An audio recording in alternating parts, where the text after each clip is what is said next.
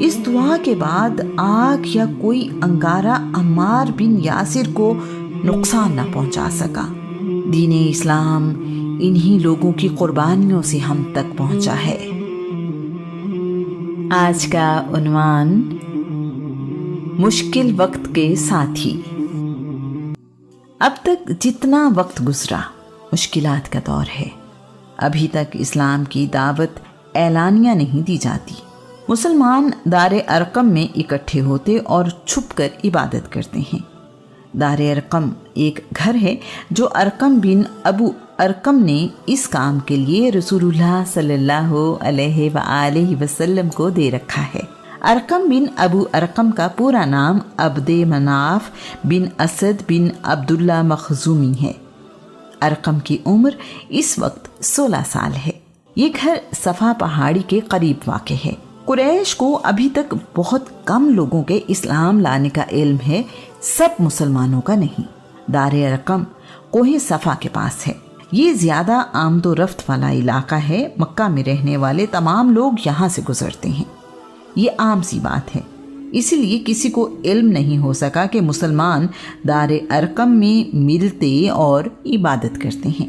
قریش کے خیال میں مسلمانوں کو ملنے کے لیے کسی اہم قریشی کے گھر کی ضرورت ہے اور وہ انہی گھروں کی نگرانی کرتے ہیں۔ دار ارقم کی طرف ان کا دھیان نہیں جاتا۔ اگر مکہ کا کوئی با اثر فرد یا رئیس رسول اللہ پر ایمان لے آئے تو قریش اسے کہتے ہیں، تمہیں شرم نہیں آتی کہ تم نے اپنے باپ دادا کا دین چھوڑ کر ایک نیا دین اپنا لیا ہے؟ کیا تم اپنے باپ دادا سے زیادہ عقل مند ہو؟ اگر تم باز نہ آئے تو ہم یہ اعلان کرا دیں گے کہ تم پاگل ہو گئے ہو، تمہیں معاشرے میں ذلیل اور رسوا کر دیں گے۔ اگر کوئی تاجر اسلام قبول کر لے تو اسے دھمکاتے ہیں، ہم تم سے مکمل طور پر تعلق توڑ لیں گے، نہ ہم میں سے کوئی تمہارے ساتھ تجارت کرے گا، نہ ہی باہر سے آنے والے کسی تاجر کو تمہارے ساتھ کاروبار کرنے دیں گے، یہاں تک کہ تمہارا دیوالیہ نکل جائے گا اور تم کوڑی کوڑی کے محتاج ہو جاؤ گے۔ ابو بکر کپڑے کی تجارت کرتے ہیں۔ ابو بکر مکہ کے ان لوگوں میں شمار کیے جاتے ہیں جو اسلام سے پہلے بھی ضرورت مندوں کی مدد کرتے تھے۔ ایمان لانے سے پہلے بھی ابو بکر نے کبھی بتوں کی عبادت نہیں کی، اب اعلانیہ دعوت کا حکم مل چکا ہے۔ ایمان لانے پر ابو بکر کی مخالفت بھی ایسے ہی کی جا رہی ہے۔ ابو بکر بھی قریش کے ظلم سے محفوظ نہیں ہیں۔ ابو بکر کعبہ میں آئے ہیں، یہ ان کا روز کا معمول ہے۔ قریش تو جیسے موقع کی تلاش میں تھے، سب کے سب ابو بکر پر ٹوٹ پڑے ہیں۔ قریش جانتے ہیں کہ ابو بکر اسلام کی تبلیغ میں سب سے آگے ہیں، اس لیے ان پر قریش کو کچھ زیادہ ہی غصہ ہے۔ انہوں نے ابو بکر کو زمین پر گرا دیا اور مار پیٹ رہے ہیں۔ اتنے میں عتبہ بن ربیعہ بھی کعبہ میں آ گیا ہے۔ عتبہ بہت موٹے اور وزنی جسم کا مالک ہے۔ اس نے آتے ہی اپنے بھاری بھر کم جوتے جن پر 2 پیوند لگے ہوئے ہیں اتار کر ابو بکر کے چہرے پر مارنا شروع کر دیے ہیں۔ ابو بکر کا چہرہ خون میں لت پت ہے۔ عتبہ ابو بکر کے پیٹ پر چھلانگے لگا رہا ہے۔ ایسا لگتا ہے کہ قریش آج ابو بکر کو جان سے مار دیں گے۔ ابو بکر کے قبیلے بنی تیم کے لوگوں کو پتہ چلا تو وہ دوڑتے ہوئے کعبہ پہنچے ہیں۔ ان کے آنے سے پہلے قریش ابو بکر کو اتنا مار چکے ہیں کہ ان کے زندہ بچنے کے آثار نظر نہیں آ رہے۔ بنی تیم ابو بکر کو ایک چادر میں لپیٹ کر لے گئے ہیں۔ گھر پہنچ کر ان کی حالت دیکھی تو خیال ہوا کہ شاید یہ زندہ نہ بچیں۔ کعبہ میں واپس آئے اور اعلان کیا ہے، اگر ابو بکر زندہ نہ بچا تو خدا کی قسم ہم عتبہ کو قتل کر دیں گے۔ ابو بکر بے ہوش ہیں اور کسی آواز کا جواب نہیں دے رہے۔ پریشانی زیادہ ہے۔ ابو بکر کے زندہ بچنے کی امید کم ہے۔ سارا دن یوں ہی گزر گیا۔ سورج غروب ہونے کو ہے تو ہوش میں آتے ہی ابو بکر پوچھ رہے ہیں، مجھے بتاؤ رسول اللہ کس حال میں ہیں؟ وہ ٹھیک ہے نا؟ یہ سن کر ان کے قبیلے کے لوگوں نے ابو بکر کو برا بھلا کہنا شروع کر دیا کہ اس حال میں بھی ابو بکر کو اپنی جان سے زیادہ محمد کی فکر ہے۔ وہ اٹھ کر چلے گئے ہیں۔ ابو بکر جب بھی بول پاتے یہی الفاظ دہراتے ہیں، مجھے بتاؤ رسول اللہ کس حال میں ہیں، وہ ٹھیک ہے نا؟ ابو بکر کو ڈر ہے کہ کہیں قریش نے رسول اللہ کو بھی مارا پیٹا نہ ہو۔ ابو بکر کی والدہ ابھی تک ایمان نہیں لائیں۔ وہ عمر بن خطاب کی بہن ام جمیل کے پاس گئیں اور رسول اللہ کی خیریت دریافت کی ہے۔ ام جمیل نے انہیں بتایا کہ رسول اللہ خیریت سے دار ارقم میں موجود ہیں۔ ابو بکر کی والدہ نے گھر واپس آ کر بتایا ہے، محمد دار ارقم میں خیریت سے ہے، اب تم کچھ کھا پی لو تاکہ تمہاری طبیعت بہتر ہو جائے۔ ابو بکر کو کھانے پینے کے لیے دیا تو وہ کہہ رہے ہیں، میں اس وقت تک کچھ نہیں کھاؤں گا جب تک رسول اللہ کو دیکھ نہ لوں۔ ماں نے بیٹے کی ضد دیکھی تو ابو بکر اور ام جمیل کو ساتھ لے کر رسول اللہ کے پاس دار ارقم جا رہی ہیں۔ رسول اللہ ابو بکر کو دیکھتے ہی ان پر جھک گئے ہیں۔ یہاں موجود دوسرے مسلمان بھی ارد گرد جمع ہیں۔ ابو بکر کی حالت دیکھ کر رسول اللہ بڑی تکلیف میں ہیں۔ ابو بکر نے رسول اللہ سے کہا ہے، اللہ کے رسول، مجھے کوئی تکلیف محسوس نہیں ہو رہی سوائے ان ضربوں کے جو عتبہ بن ربیعہ کے میرے چہرے پر جوتے مارنے کی وجہ سے ہیں۔ رسول اللہ نے ابو بکر کے لیے دعا مانگی ہے۔ ابو بکر رسول اللہ سے کہہ رہے ہیں، اللہ کے رسول، میری ماں ام الخیر بھی یہیں موجود ہیں، ان کے لیے دعا مانگیں کہ اللہ کریم انہیں آگ کے عذاب سے محفوظ رکھے۔ ابو بکر کی والدہ کا نام سلمہ بنت صخر ہے۔ رسول اللہ نے دعا مانگی اور ابو بکر کی والدہ کو ایمان لانے کی دعوت دی ہے۔ بیٹے کی رسول اللہ سے محبت اور جانثاری دیکھ کر آپ اسی وقت ایمان لے آئیں گے۔ بنی امیہ کا ایک نوجوان تاجر شام سے واپس مکہ آ رہا ہے۔ قافلہ صحرا میں رات گزارنے کے لیے رکا ہے۔ رات میں ایک آواز سن کر اس تاجر کی آنکھ کھلی۔ آواز کچھ یوں تھی، سونے والو جاگو، مکہ میں احمد کا ظہور ہو گیا ہے۔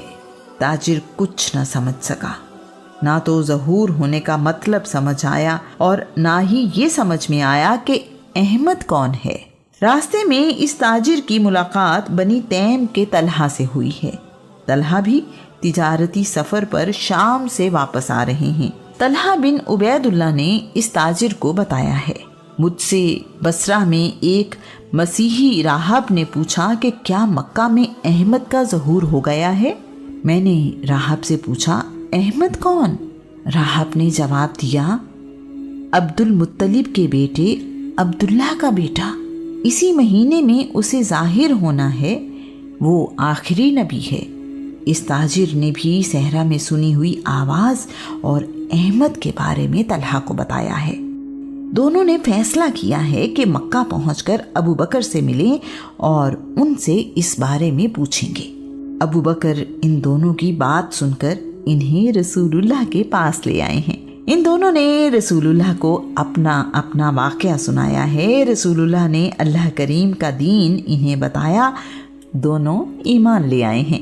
اس تاجر کی نانی ام حکیم بیضہ بنت عبد المطلب ہیں، قبیلہ بنی امیہ، اور والدہ کا نام عفان، ان کا نام عثمان بن عفان ہے۔ تاریخ انہیں عثمان غنی کے نام سے یاد کرتی ہے۔ طلحہ بن عبید اللہ بھی رسول اللہ پر ایمان لے آئے ہیں۔ طلحہ کی عمر اس وقت 19 سال ہے۔ طلحہ عشرہ مبشرہ میں شامل ہیں۔ عثمان بن عفان مسلمان ہوئے تو ان کے چچا حکم بن ابو العاص نے ان کو کچے چمڑے میں لپیٹ کر رسی باندھ کر تپتی دھوپ میں پھینک دیا ہے۔ کچے چمڑے کی بدبو سوکھنے کی وجہ سے اس کا سکڑنا اور عرب کی دوپہر، چمڑے میں باندھ کر زمین پر پھینکنے کے بعد عثمان کے چچا نے آگ جلا کر ان کے قریب رکھ دی ہے تاکہ دھوئیں کی وجہ سے عثمان کا دم گھٹنے لگے۔ چچا کا ایک ہی مطالبہ ہے کہ پرانے دین پر واپس آ جاؤ۔ کیا اس تکلیف کا اندازہ لگانا مشکل ہے؟ عثمان بنی امیہ سے ایمان لانے والے پہلے شخص ہیں۔ اس وقت عثمان کی عمر 34 سال ہے۔ عثمان عشرہ مبشرہ میں شامل ہیں۔ خالد بن سعید بن عاص بھی اسلام کے ابتدائی دنوں میں ایمان لے آئے ہیں۔ خالد بنی امیہ کے سردار سعید بن عاص کے بیٹے ہیں۔ اپنے ایمان لانے کی داستان یوں سناتے ہیں۔ ایک رات میں نے خواب دیکھا، میرے والد سعید بن عاص مجھے آگ کے گڑھے میں دھکا دے رہے ہیں۔ میں گرنے کے قریب ہوں کہ کسی نے مجھے کمر سے پکڑا اور آگ کے گڑھے میں گرنے سے بچا لیا۔ میں نے مڑ کر دیکھا تو مجھے بچانے والے محمد تھے۔ خواب نے مجھ پر برا اثر چھوڑا جو میرے چہرے سے بھی ظاہر ہو رہا تھا۔ میں خوف میں مبتلا تھا۔ ابو بکر خوابوں کی تعبیر کا علم رکھتے ہیں۔ میں ابو بکر کے پاس گیا اور انہیں اپنا خواب سنایا۔ خواب سننے کے بعد ابو بکر بولے، محمد اللہ کے رسول ہیں، ان پر ایمان لے آؤ اور آگ کے عذاب سے بچ جاؤ۔ یہ خواب تم پر اللہ کریم کا احسان ہے۔ میں ابو بکر کے ساتھ رسول اللہ کی خدمت میں حاضر ہوا اور ایمان لے آیا۔ رسول اللہ کو میرے ایمان لانے کی بہت خوشی ہوئی۔ میں نے ایمان لانا اپنے والد سے چھپائے رکھا اور مکہ سے دور چلا گیا۔ کچھ دن بعد میرے والد نے مجھے ڈھونڈ نکالا۔ میرے بھائی مجھے پکڑ کر واپس لے آئے۔ پہلے تو میرے والد نے مجھے ڈانٹا۔ جب دیکھا کہ اس ڈانٹ سے کچھ بدلنے والا نہیں تو ایک ڈنڈا منگوایا اور زور زور سے مجھے مارنے لگے۔ اس کے بعد میرے والد نے کہا، تم محمد کی پیروی کرتے ہو؟ کیا تم دیکھتے نہیں کہ وہ اپنی قوم کے خلاف چل رہا ہے؟ ہمارے خداؤں کے متعلق وہ کہتا ہے کہ یہ فائدہ دے سکتے ہیں نہ ہی نقصان۔ ہمارے باپ دادا کو گمراہ کہتا ہے۔ میں نے جواب دیا، خدا کی قسم، محمد بالکل سچ کہتے ہیں، ان کی باتوں پر مجھے مکمل یقین ہے۔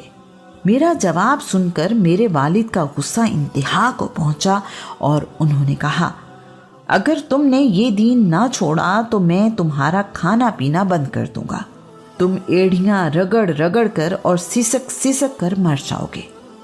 دفع ہو جاؤ یہاں سے، تمہارے لیے اس گھر میں کوئی جگہ نہیں ہے۔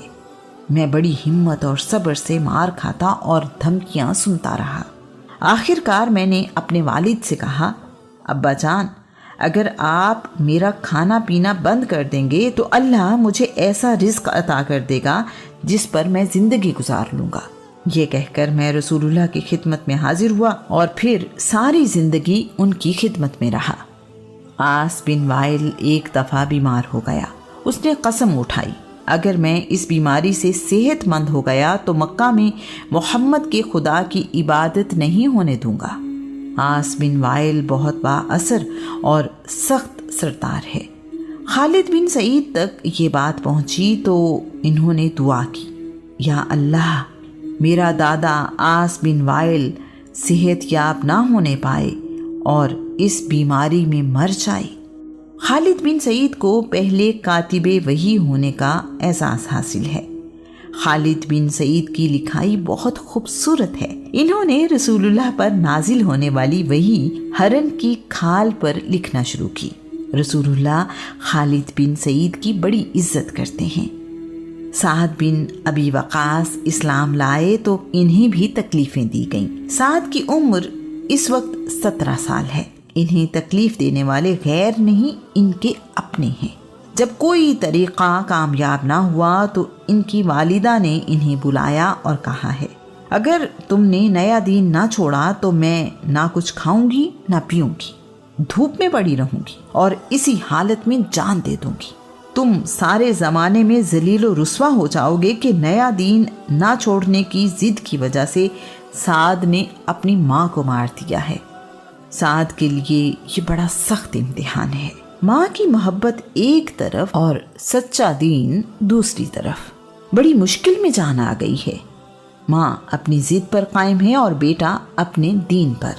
دن گزرتے جا رہے ہیں، ماں کی حالت کمزور سے کمزور تر ہوتی جا رہی ہے۔ ماں کی جان جاتی نظر آ رہی ہے۔ ماں کی بات مانے تو ایمان جاتا ہے۔ سارا قبیلہ تانے دے رہا ہے۔ انہیں فیصلہ کرنا ہے کہ ایمان گوا کر ماں کو بچائیں یا ماں گوا کر ایمان۔ اللہ کریم کے حضور دعا مانگی، اللہ کریم سے مدد مانگی ہے۔ ماں کے پاس جا رہے ہیں۔ ماں آخری سانسوں پر ہے۔ سارا راستہ پریشانی میں گزرا ہے۔ گھر پہنچ کر دیکھا تو ماں کی حالت غیر ہے۔ ماں سے کہہ رہے ہیں، میری ماں، میں تجھ سے محبت کرتا ہوں، میری سانسیں بھی تیرے لیے ہیں، میں اپنا سب کچھ تجھ پر قربان کرنے کو تیار ہوں، لیکن ایمان نہیں چھوڑ سکتا۔ ایک جان کیا ہزاروں جانیں بھی ہوں تو اپنے ایمان پر قربان کر دوں گا۔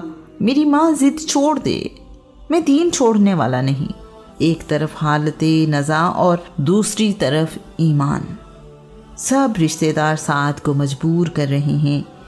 یہ وقت زندگی کے نازک ترین لمحات میں سے ایک ہے۔ کریں تو کیا کریں؟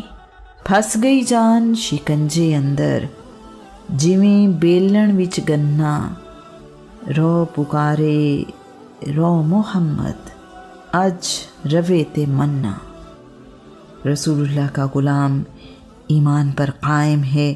ماں نے دیکھا کہ بیٹا اپنا دین نہیں چھوڑے گا تو ضد چھوڑ دی اور کھانا پینا شروع کر دیا۔ اللہ کریم نے سعد بن ابی وقاص کی تائید اس طرح کی ہے، اگر تمہارے ماں باپ اس بات پر زور دیں کہ تم شرک کرو تو ایسا نہ کرنا۔ کائنات میں کوئی شے اللہ کی شریک نہیں ہے۔ دنیا میں اپنے والدین کے ساتھ نیک سلوک کرو اور ان سے شفقت سے پیش آؤ۔ اس راہ پر چلتے رہو جو تمہیں اللہ کی طرف لے جاتی ہے۔ یاد رکھو، اللہ تمہارے سب کاموں کو جانتا ہے۔ یہ وقت تمام مسلمانوں کے لیے بہت ہی مشکل ہے۔ جہاں وہ اپنے اپنے خاندان اور قبیلے کی دشمنی ذاتی طور پر برداشت کر رہے ہیں، وہیں مجموعی طور پر بھی زندگی آسان نہیں ہے۔